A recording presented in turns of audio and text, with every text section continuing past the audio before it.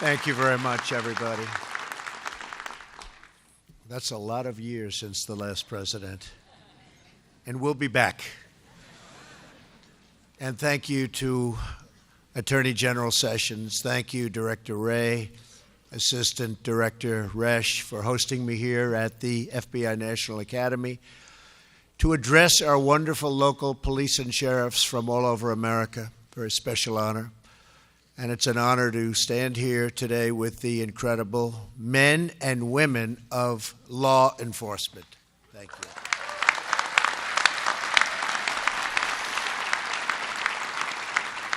We're here to celebrate your graduation from the National Academy at Quantico. For over 80 years, this rigorous and world-renowned program has trained America's most dedicated local law enforcement officers from all across the country, so respected. Let me begin by saying to each member of the graduating class, congratulations. You left home for 11 weeks to enroll in this program because you love your jobs, you love your communities, and you love your country. Earlier this week, you completed the harrowing 6-mile yellow brick road. Just signed that beautiful brick. I just signed that brick. Designed for the Marines to push even the toughest to their limit. You endured muddy waters, barbed wire fences, icy creeks, steep hills, and so much more, knowing that your elite training will help save lives. The training you received at Quantico will give you that extra edge you need to defuse a threat, to disarm a criminal, and to deliver a child safely to her mother's arms. I am here not only to congratulate you, but to honor you for your courage and for your devotion. And I want you to know that with me as your president, America's police will have a true friend and loyal champion in the White House, more loyal than anyone else can be. I tell you. Thank you. Thank you. I also want to take a moment to speak to all of the law enforcement families here today. You make tremendous sacrifices. American families can sleep soundly at night because of the burden that you carry for all of us.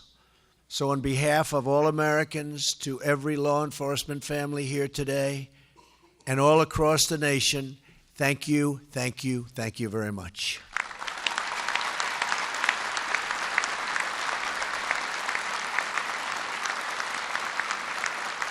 And you do that under the most difficult conditions. You very rarely get the recognition you deserve, I can tell you that. But your families know what you deserve. And ultimately, that's the most important thing, isn't it? It's not a news story when our officers save a life, rescue a family, or stop a crime. It's just another day on the job. Yet no matter the circumstances, you serve tirelessly, selflessly, and heroically. You do it because you really believe in doing your duty and doing it properly. Being a police officer is not just a career, it's a calling, and I've seen it. I have so many friends that are police officers, so many people in the FBI. These are great, great people. These are really heroes for all of us, so thank you very much.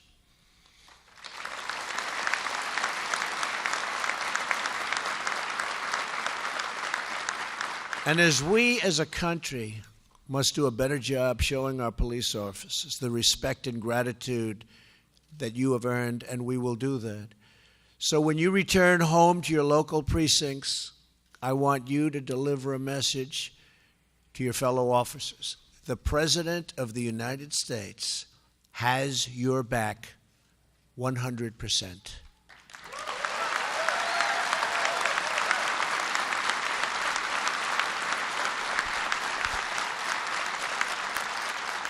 I will fight for you, and I will never, ever let you down, ever.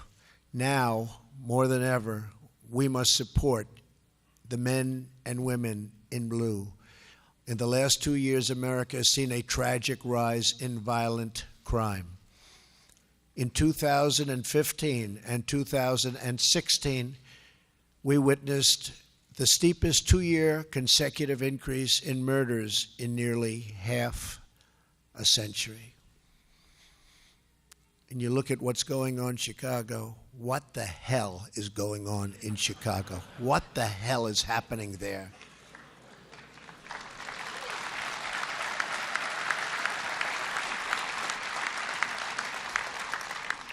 For the second year in a row, a person was shot in Chicago every 3 hours. You don't think these people in this room can stop that? They'd stop that. They'd stop it.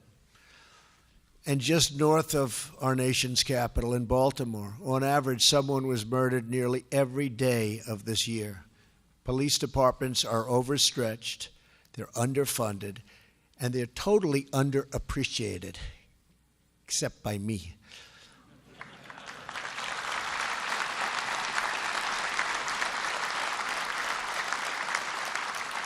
Instead of holding up our police as the role models and mentors they are, they have been subjected to malicious attacks on their character and their integrity. This anti-police sentiment is wrong, and it's dangerous, and we will not stand for it. Most concerning of all, we have seen an alarming increase in violent assaults carried out against our police officers. Last year, an officer was assaulted in America on average every 10 minutes. In 2016, more than 140 officers lost their lives serving in the line of duty. These deaths fill our hearts with pain and with grief. Every drop of blood spilled from our men and women in blue is a wound inflicted on our nation. And when a brother or sister in uniform is hurt, on that day, all of America bleeds blue.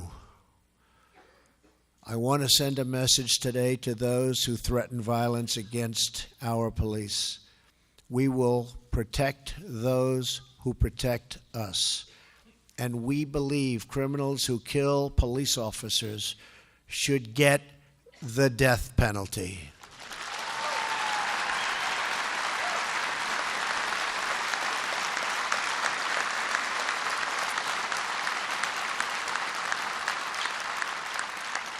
One of my first executive orders as president instructed the Department of Justice to take all necessary steps and legal action to protect law enforcement from acts of violence against them.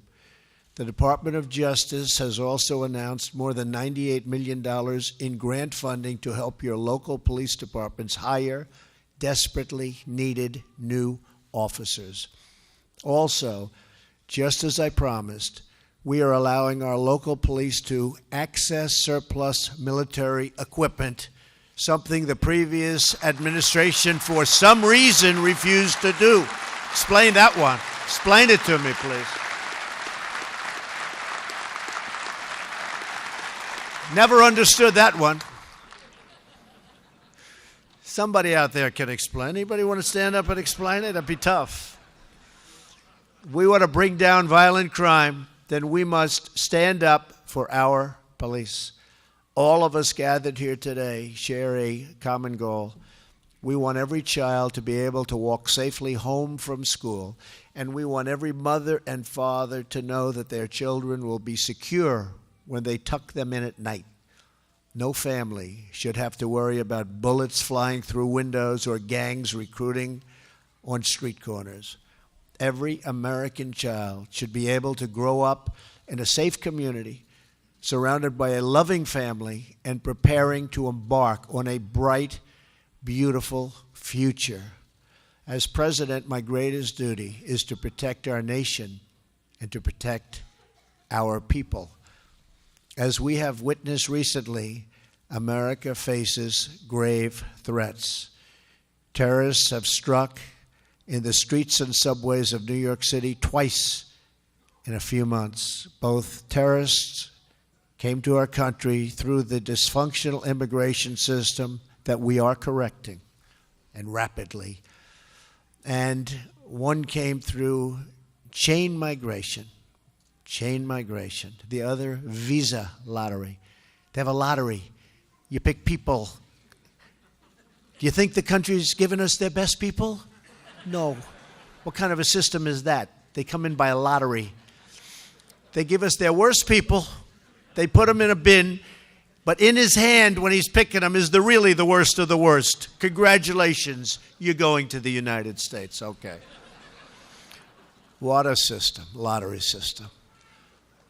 We're calling for Congress to end chain migration and to end the visa lottery system and replace it with a merit-based system of immigration.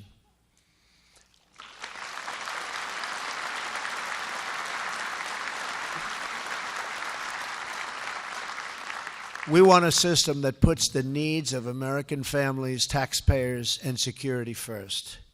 That is why I have also directed the federal government, law enforcement, to work closely with our state and local police to destroy criminal cartels like the savages of MS-13.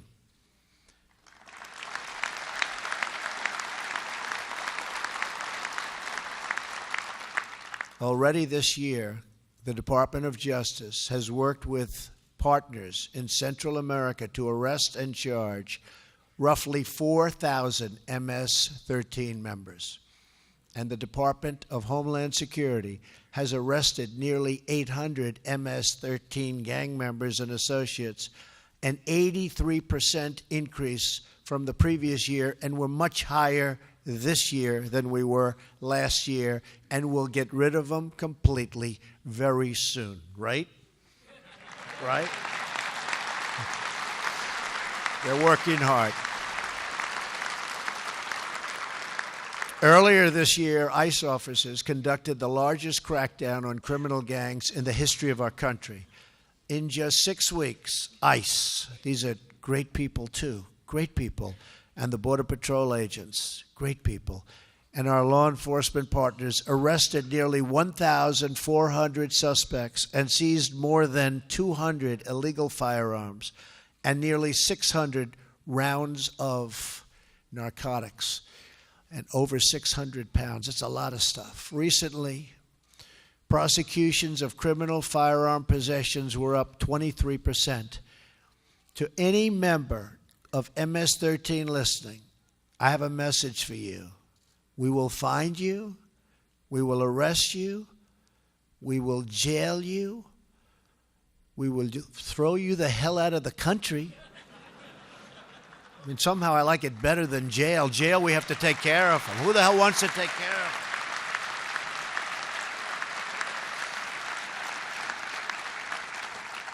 them? You know, the jail stuff is wonderful, but we have to pay for it, right?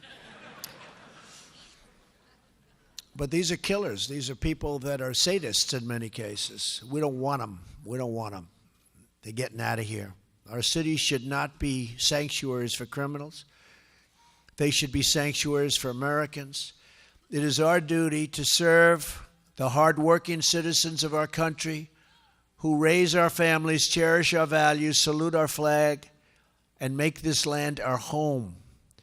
These are the citizens you represent, and these are the citizens you courageously protect. By the way, you are great people. You are incredible people. Just so you understand, you are great people doing an incredible job, and I hope your families know that. I'd say 90% of probably 90% agree, right? The other 10%, that's not working out so well. We heard from one such hero among us earlier today, your class spokesperson, DEA officer Craig Wiles. It is truly amazing to see Craig's father sitting in the very seat where Craig himself sat 40 years ago when he was just 15 years old. Where is his father, by the way? Where is his father? Where's your father? There he is.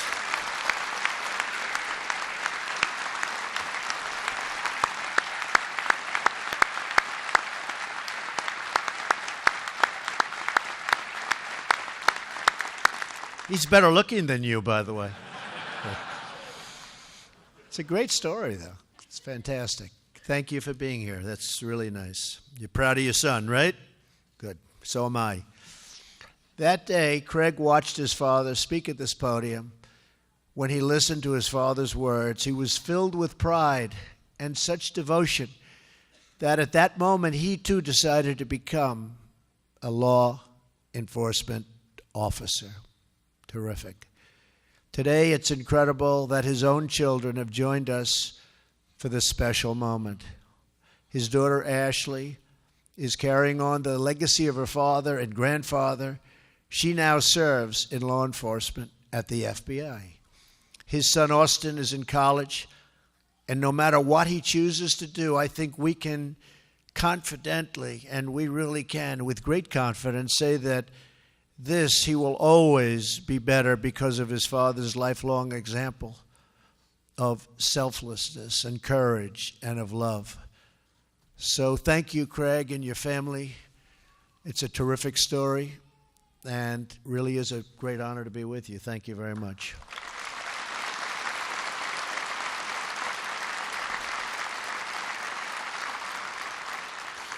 But as I look out in the audience today, I see many young, bright faces. To them and to many other young Americans watching at home, of which there are many. You see, there's the fake news back there. Look, everybody. Fake news. No, actually, some of them are fine people. About, let's see, who's back there? Yeah, about 30%. You are the men and women who teach them what it means to be a police officer. You are always there for us. The men and women in blue, in the dark of night, in the rush of danger, you break down doors, race down alleys, chase down suspects, and bring down criminals. And you do it with strength and skill and pride. There's a reason that your children look up to you with their eyes full of awe and full of wonder. There's a reason that they rush to the window just to catch a glimpse of your sirens flashing by. Because to them, and to all of us, and to me, you are the guardians who keep us safe, who ward off danger, and who confront evil so that the good will always prevail. You represent the best of America, and you leave us with a debt we can never hope to repay. Today we honor you. We thank you. And we know that by your example, some of the children here today and watching at home will be inspired to fill your shoes, to continue your service, to follow in your footsteps, and to take the oath, to carry the badge, to wear the shield, and to join the ranks of heroes. Thank you to our police.